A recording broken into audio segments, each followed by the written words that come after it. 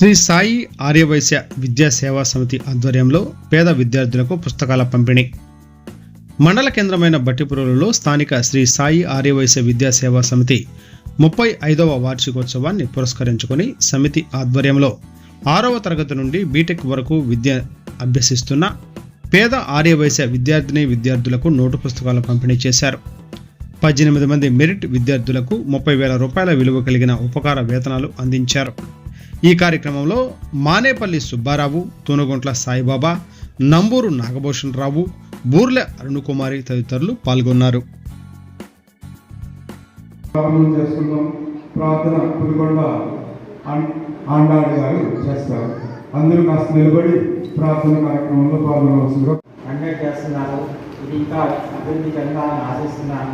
మీ అందరి సహకారాలు అందాలని ఆశిస్తున్నాను.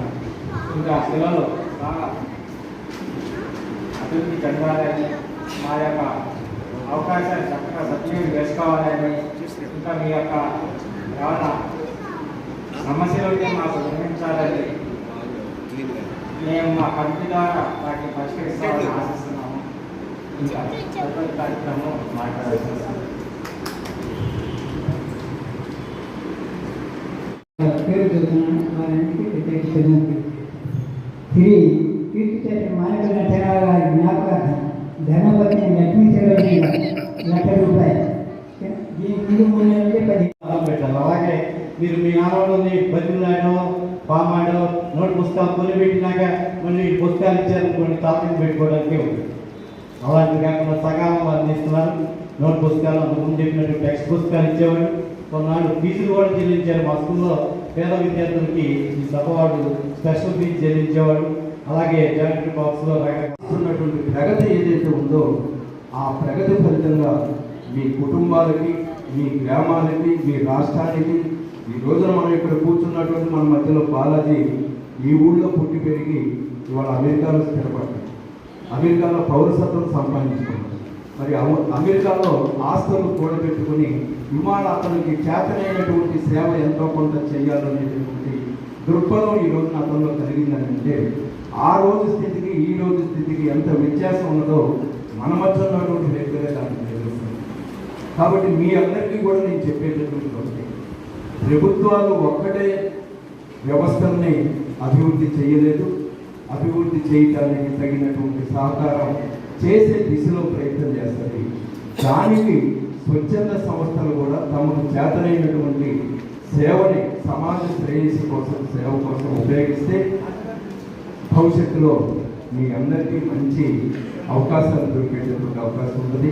మీ తల్లిదండ్రులు ఏదైతే ఆశించి మిమ్మల్ని వాళ్ళు తిన్నా తినకపోయినా మీకు కావాల్సినటువంటి అన్నీ సమకూర్చి మంచిగా చదువుకుని ప్రయోజకులు కావాలని ఆశించే తల్లిదండ్రుల కోరిక నెరవేరాలంటే మీరు కష్టపడాల్సినటువంటి అవసరం ఉంది.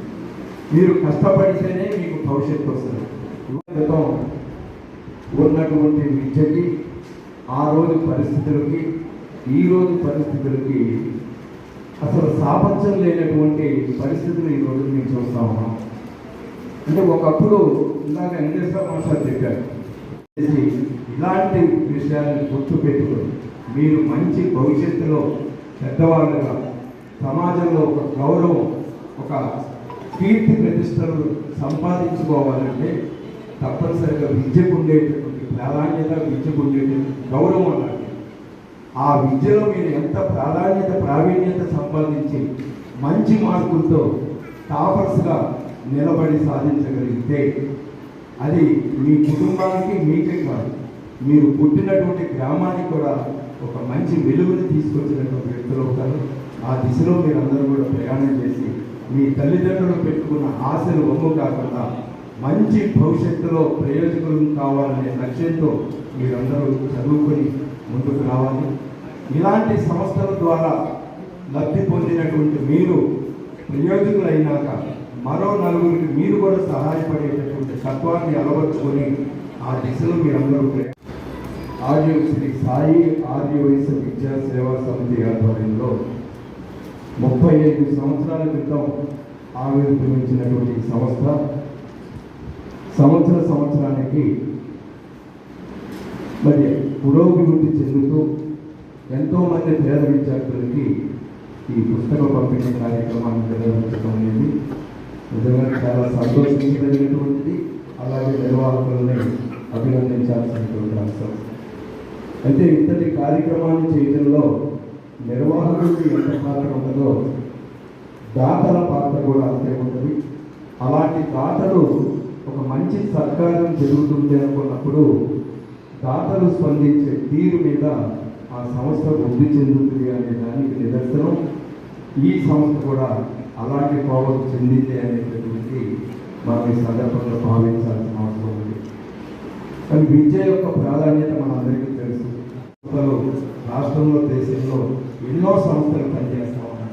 ఎటువంటి స్వలాభాపేక్ష లేకుండా, ఎటువంటి స్వార్థ చింతన లేకుండా కేవలం మీ భవిష్యత్తు కోసం సమాజంలో విద్య యొక్క ప్రాధాన్యతను గుర్తించినటువంటి వ్యక్తులు ఇలాంటి స్వచ్ఛంద సంస్థల ద్వారా ఎన్నో కార్యక్రమాలు చేస్తూ ఉన్నారు. వాటన్నింటినీ మీరు అందిపుచ్చుకొని ఆ సంస్థలు చేసే సేవల ద్వారా మీరందరూ కూడా ప్రేరితులు కావాలని చెప్పి మరొక పర్యాయం ఆశిస్తూ ఆకాంక్షిస్తూ ఈ సంస్థ ఇంకా పురోభివృద్ధిలో రావాలి.